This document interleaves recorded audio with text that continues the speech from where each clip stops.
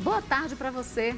Olha, a taxa de isolamento social cresce e atinge marca registrada só em março do ano passado.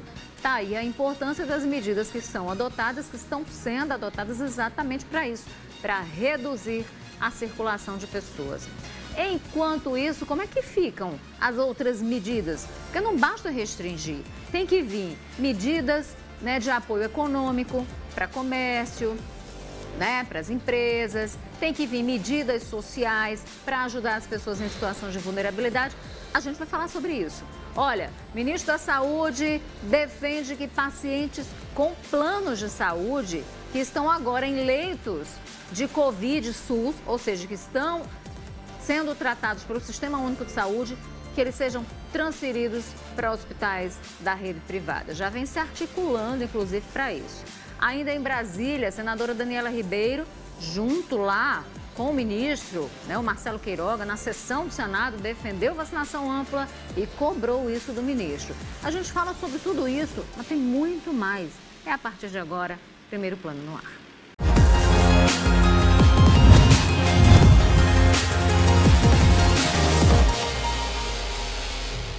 Estamos aqui começando o seu Primeiro Plano e olha só, a gente começa com uma notícia bacana, Com o decreto do governo do estado que restringiu aí a circulação, atendimento no comércio e tudo mais, já foi possível observar que os índices de isolamento social aumentaram, E aumentaram de forma considerável. No domingo, o isolamento chegou a 55%. Esse número, gente, só tinha sido registrado em março do ano passado, ou seja, um ano atrás. Quem explica para a gente bem direitinho é o professor da Universidade Federal da Paraíba, professor e médico da família, Felipe Proenço, que acompanha esses dados de isolamento social aqui em João Pessoa. Com relação ao decreto e a repercussão dessas medidas do ponto de vista do distanciamento social, queria destacar alguns índices que a gente observou nesses últimos dias. O último domingo foi o dia de maior isolamento social. Desde março do ano passado, se atingiu índices próximos de 55% de isolamento social. E a gente está observando também a repercussão nos dias da semana. Pela primeira vez também em meses, a gente atingiu índices próximos de 45% de isolamento social em dias da semana. Isso demonstra como o decreto tem repercutido de forma acertada, conseguiu aumentar o distanciamento social, por mais que a gente ainda necessite de maior adesão da população, e isso certamente vai trazer uma repercussão nos próximos dias. A gente começa a observar repercussões sobre número de casos e pressão hospitalar 15 dias depois, pelo menos 15 dias, acho que 21 dias é um tempo ainda mais apurado para a gente começar a observar as primeiras repercussões disso em termos de números de novos casos e no sistema de saúde. Então a gente sabe que está vivenciando um momento muito crítico da pandemia, mas que medidas como essas são fundamentais, as medidas restritivas são fundamentais para conseguir modificar esse quadro e que pelos primeiros dias desse decreto a gente já está conseguindo ver números muito expressivos, índices bem importantes de isolamento social, que a gente possa continuar assim para enfrentar esse momento tão crítico da Covid. Pois é, e se de um lado a gente tem essas medidas restritivas, mais duras para diminuir a circulação, do outro a gente tem alguns pacotes que foram anunciados pelo governo da Paraíba, que na Prefeitura de João Pessoa também anunciou, outras prefeituras, Cabedelo anunciou também medidas, Campina Grande, ou seja, de auxílio para os mais vulneráveis. Mas o governo anunciou aqui um pacote econômico, a partir de agora um outro, a complementação inclusive. A partir de agora a compra de vacinas, de insumos destinados à produção dos imunizantes para o enfrentamento à pandemia da Covid-19 e o transporte de equipamento respiratório isentos do imposto sobre operação relativa à circulação de mercadorias aqui na Paraíba, o ICMS, a partir de agora tem aí uma redução do ICMS. Essa medida foi tomada pelo governador João Azevedo, essa isenção foi tomada, nessa medida de isenção, foi tomada pelo governador João Azevedo por meio de 2 decretos, ou melhor, por meio de decretos, tá? Publicada no Diário Oficial desta terça-feira. Em relação à compra de vacinas, o governo do estado, em conjunto com o Consórcio Nordeste, está articulando a compra indireta dos insumos. No último dia 18, inclusive, o governador sancionou uma lei que autoriza a compra direta de vacinas contra a Covid-19. A proposta garante a aquisição dos imunizantes diretamente com os produtores, caso o governo federal não cumpra o Plano Nacional de Vacinação ou não entregue com eficiência esses insumos. Então, essa é mais uma medida. Agora, só zerar ICMS não ajuda, se as pessoas também não têm o que comer dentro de casa. Então, aí vem uma outra medida, esse pacote, o pacote social que foi anunciado anteriormente, né? A distribuição de 600 mil cestas básicas anunciadas dia 9, tá? Dia 9 deste mês, junto com todo aquele pacote social que a gente trouxe aqui para você na época. E aí eu apurei hoje com o secretário de Desenvolvimento Humano do Estado, Tibério Limeira, como é que está essa situação das cestas básicas, porque as pessoas ainda não começaram a receber. Tibério disse que a licitação foi homologada no dia 19 e que em uma semana houve a celebração do contrato com a empresa vencedora. Porque apesar da gente estar naquele estado de calamidade que foi decretado, disso facilitar a compra de insumos, flexibilizar a questão de licitação, é preciso tomar uma série de cuidados, é preciso ter controle, né? Então é preciso também seguir um trâmite que não deixa de ser burocrático, diminui a burocracia, mas não deixa de ser burocrático, exatamente porque você está falando e tratando com dinheiro público. Então tudo tem que ter muito cuidado nesse sentido, por isso existe esse processo. Então houve aí a questão da licitação, a homologação também, e aí foi assinado um contrato com a vencedora. A publicação no Diário Oficial saiu na sexta-feira passada, quando o Estado conseguiu, segundo Tibério Limeira, entregar uma pequena quantidade das cestas básicas anunciadas, aquelas 600 mil, né? Conseguiu entregar uma pequena quantidade para o segmento do turismo aqui. E aí eu questionei, e depois, o que é que vem? O Tibério Limeira disse, né, que de hoje para amanhã, a empresa responsável, a empresa que ganhou a licitação, vai apresentar um cronograma com a quantidade de cestas que vão ser entregues por semana. A partir desse cronograma, vai ser possível se programar para fazer a distribuição para os municípios e também para as entidades que estão credenciadas. Então, até o fim da semana, a gente vai ter novidade nesse sentido e espera-se, existe a expectativa, de fato, da distribuição das cestas básicas para as comunidades, para as famílias, para a população mais carente, mais vulnerável de todo o estado, né? Aí distribui para os municípios vão fazendo também a devida distribuição de acordo com seus cadastros.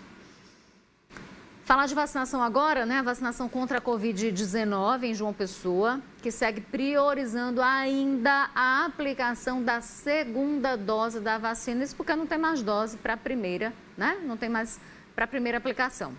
Está esperando chegar um novo lote. E aí, restam as doses para a segunda aplicação, que são as doses de reforço. E aí, portanto, a Prefeitura segue aplicando essas doses. Foram abertos 4 locais de vacinação no horário das 8 da manhã até o meio-dia, né, para continuar aplicando aí essas doses.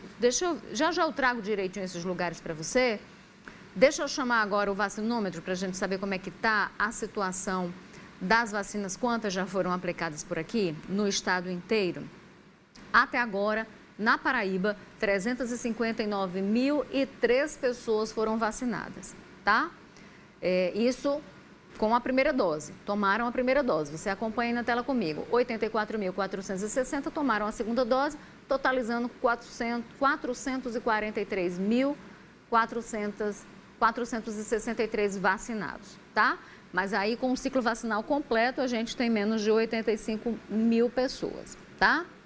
E aí as doses distribuídas chegam a 656.630 e é isso que está acontecendo. Existem essas doses que são reservadas para a segunda dose, né? Para o reforço da vacinação, tanto da Coronavac, para quem tomou Coronavac, quanto da AstraZeneca. Lembrando que essa segunda aplicação agora, né, que a João Pessoa segue aplicando essa segunda dose, é para quem tomou dia 3 de março até o dia 3 de março, a vacina do Butantan, a Coronavac. E aí, os postos Espaço Cultural, aqui em Tambalzinho, o Santuário Mãe Rainha, que fica ali, BS Aeroclube, né? Mangabeira Shopping, e também Igreja Universal, tá? Ali na Epitácio Pessoa.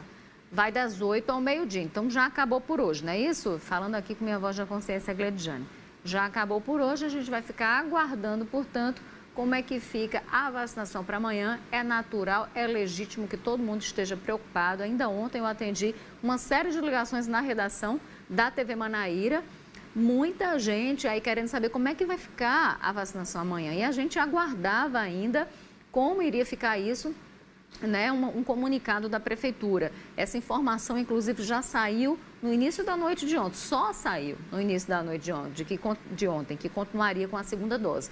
Então, possivelmente, no final da tarde de hoje, início da noite, eles devem dizer também como vai ficar amanhã. E a gente traz essas informações antes disso, antes do primeiro plano, antes do Fala Cidade, na nossa rádio, a Band News FM Manaíra, a partir das 9 da manhã, 103.3 FM. Se não liga, se não conhece, passa a sintonizar, porque na 103 amanhã cedinho, a gente já vai dizer para você como é que vai ficar esse esquema de vacinação aqui em João Pessoa, tá bom? E olha, o ministro da Saúde, Marcelo Queiroga, participou de uma audiência no Congresso Nacional ontem à tarde. Na sessão, né, a audiência foi no Senado, e aí a senadora Daniela Ribeiro, durante a sessão, falou da dificuldade da compra de mais vacinas pelo governo brasileiro com as farmacêuticas. Lembrando que foi uma sessão online, vamos acompanhar um pedaço. Representantes de farmacêuticas vieram para cá e não nos deram muitas boas notícias.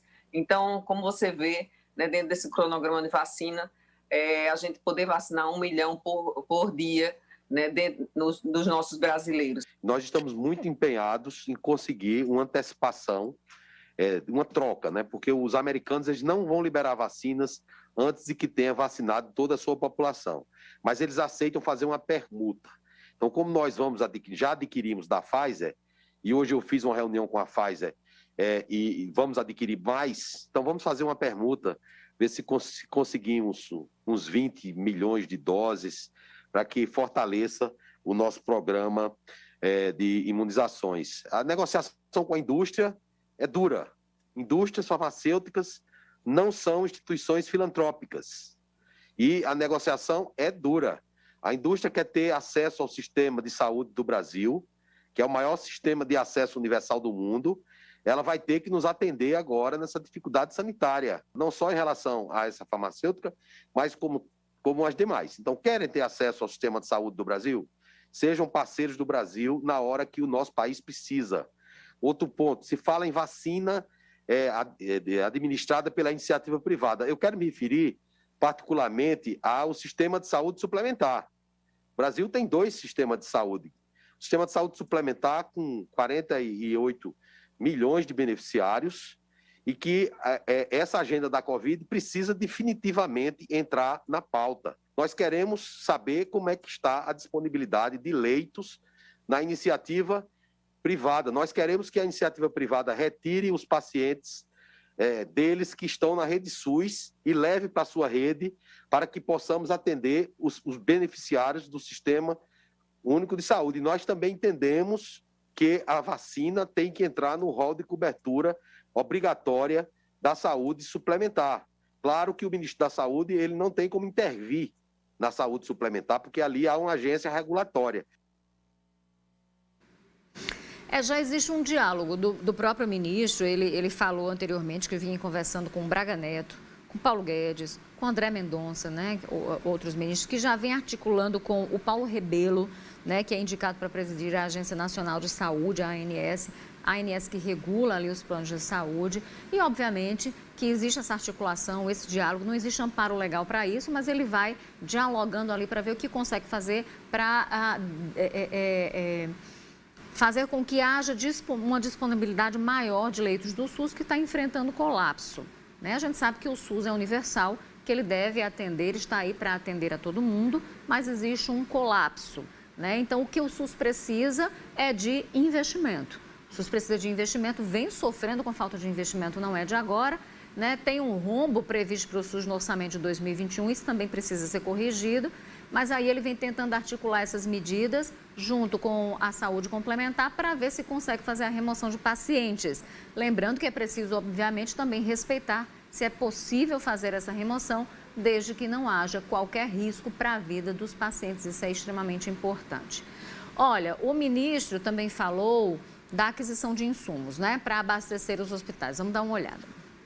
Tem sido feita uma série de ações, entre elas um convênio com a Anvisa, para que nós consigamos monitorar os estoques da indústria farmacêutica e saber qual é a disponibilidade que há, garantindo assim que não haja um desequilíbrio, uma assimetria entre a oferta de insumos, como esse kit de intubação, para o setor privado, diferente do setor público. Nós sabemos que o setor privado tem uma capacidade maior de compra e paga à vista e por um valor maior, já o setor público não tem essa mesma capacidade. Então, o Ministério da Saúde, nesse momento, tem acompanhado essa questão. Por outro lado, a necessidade de recompor os estoques, e nós estamos em contato com a Organização Pan-Americana de Saúde para adquirir esses insumos. A dificuldade é que não tem para hoje.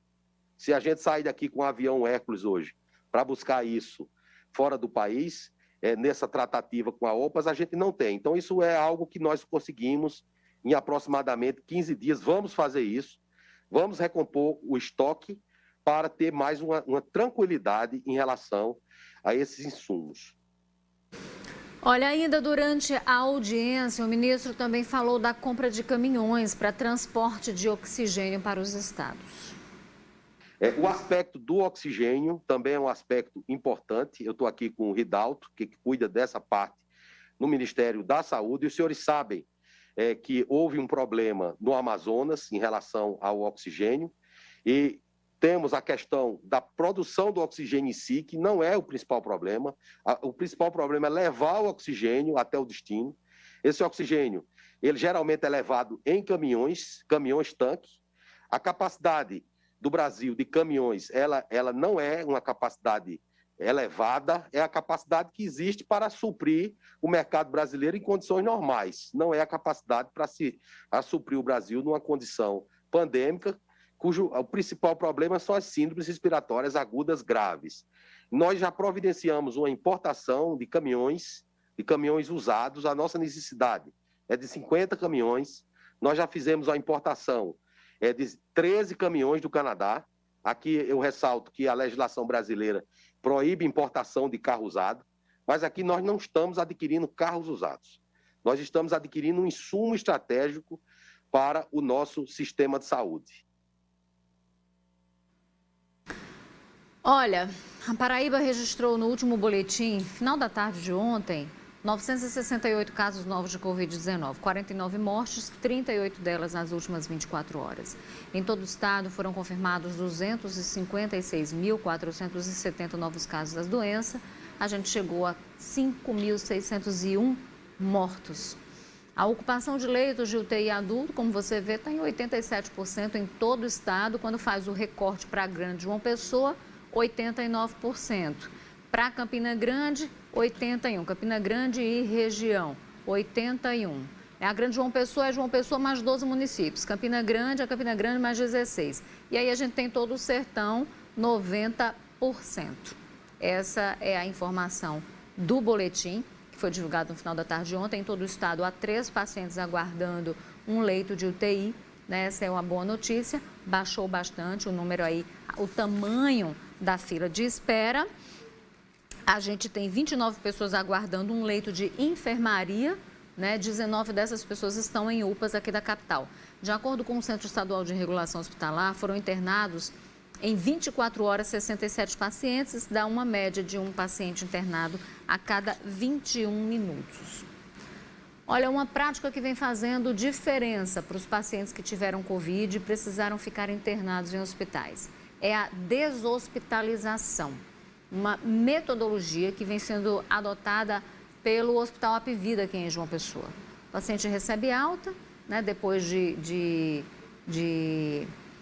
do tratamento ali adequado, tal, normalizou ali, precisa ficar em observação, aí esse acompanhamento é feito em casa por uma equipe médica. É o que você vai ver agora na reportagem do Matheus de Souza. Vitória teve Covid no início do mês e chegou a ser hospitalizada por conta da doença. Eu fiquei 3 dias sem botar o pé no chão. Eu não conseguia sequer me virar na cama sem a minha saturação baixar e eu ficar cansada. Quando o médico achou que a minha saturação estava boa, não baixava, ele pediu para eu ser removida para casa, para eu não ter que pegar nenhum tipo de infecção hospitalar. Foi aí que Vitória começou o tratamento em casa. Uma vez por semana, a fisioterapeuta vai até a residência dela para fazer exercícios que ajudam numa melhor respiração. Eu atualmente sou assistida por uma equipe de fisioterapia. Quem está comigo é a doutora Daisy. Ela faz exercícios comigo, ela me ajuda a recuperar o fôlego do meu pulmão. Porque não é que você não queira, aparentemente você acha que está bem, mas não está. Você acaba ficando cansado, o seu corpo lhe limita. Essa prática é chamada de deshospitalização, já que no conforto de casa, os pacientes tendem a responder melhor ao tratamento da Covid. A gente sabe que a alta é um momento super importante para o tratamento do paciente. O ambiente domiciliar ele é fundamental para a recuperação. E hoje, através de estratégias da nossa companhia, com equipes especializadas, a gente tem conseguido dar a continuidade do tratamento desses pacientes, vítimas da Covid, em casos selecionados, dentro do seu domicílio, próximo de sua família, utilizando eventualmente os recursos de oxigênio, fisioterapia, o que for necessário. Hoje, isso tem feito toda a diferença dentro do nosso sistema para o resultado assistencial e para a disponibilidade de mais leitos. E justamente para disponibilizar mais leitos e desafogar hospitais, que na visão da Vitória, essa prática tem sido bastante válida. Eles disponibilizaram o balão, embora eu não estivesse utilizando. Eu recebo a visita da fisioterapia dentro da minha casa. Eles todos os dias me ligam para saber do meu avanço. E esse programa que a Apivida fez, com toda certeza, está salvando vidas, porque se eu estivesse no hospital, eu estaria lá ocupando mais um leito. E eu podendo fazer isso na minha casa e eles podendo trazer esse auxílio para dentro da nossa casa, fez toda a diferença. Bacana. Intervalo, volto já.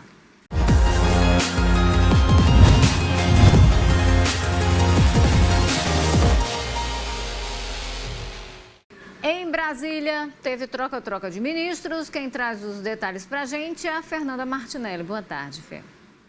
Olá, Rejane, boa tarde a você, boa tarde a todos. Ontem aconteceu a chamada reforma ministerial, a primeira em 2 anos do mandato do governo do presidente Jair Bolsonaro. Essa reforma já havia sido declarada em outras ocasiões, mas agora aconteceu efetivamente. A semana começou com a possibilidade da troca do ministro de Relações Exteriores, Ernesto Araújo. Isso porque foi criado todo um clima de tensão entre o próprio chanceler e o Congresso Nacional, além de empresas do exterior que estão negociando a compra e também venda de vacinas contra a Covid-19. Ele teria tido mal-entendidos com essas produtoras e, claro, isso criou um clima de tensão dentro do governo federal a ponto de senadores pedirem que ele fosse retirado do governo. Agora, ele não comanda mais a parte de relações exteriores. Mas, além desse ministério, outros também tiveram alterações. Defesa, Justiça, Casa Civil, Secretaria de Governo e também Advocacia Geral da União agora passarão a ter novos comandantes. E, claro, com o favorecimento do Centrão, que é o grupo de parlamentares que compõe o Congresso Nacional e que tem poder de decisão de voto em relação aos projetos de interesse do governo federal. Essa seria toda uma jogada para que houvesse uma interação entre o Palácio do Planalto e o Congresso Nacional, Câmara e Senado, com a articulação dos presidentes da Câmara, Arthur Lira, e do Senado, Rodrigo Pacheco. Olha, mudando de assunto agora, um lembrete para você: vence amanhã a cota única com desconto de 10% do IPVA dos veículos com placa final 3. Caso o proprietário do veículo queira parcelar o tributo em 3 vezes, aí o primeiro pagamento também deve ser feito até amanhã. Uma última opção é o pagamento total do IPVA dia 31 de maio, porém sem os 10% de desconto. Os boletos podem ser impressos nos sites cefaz.pb.gov.br ou no site do Detran, detran.pb.gov.br. E aí os boletos precisam ser pagos em qualquer agência bancária por autoatendimento, né, ou via internet ou ainda aplicativo, tá? De acordo com a Secretaria Estadual da Fazenda, na Paraíba existem 107.700 veículos com placa final 3. 1h40, é hora de dizer tchau, não dá tempo para mais nada, só para agradecer a sua companhia, brigadão. Lembrando que amanhã tem mais, a gente volta a se encontrar, amanhã 31 de março, é um dia que marca o início da ditadura militar aqui no Brasil. A gente vai falar sobre isso, na verdade existe aí uma outra história, né, que diz, olha, o dia da ditadura, do golpe, foi 1º de abril, para não ficar parecendo que era o dia da mentira, e aí tem essa história de 31 de março, mas oficialmente é 31 de março. E a gente vai falar sobre ditadura, retrocesso democrático também, então não perde não, eu te espero amanhã às 1h10. Beijo grande, até lá, boa tarde.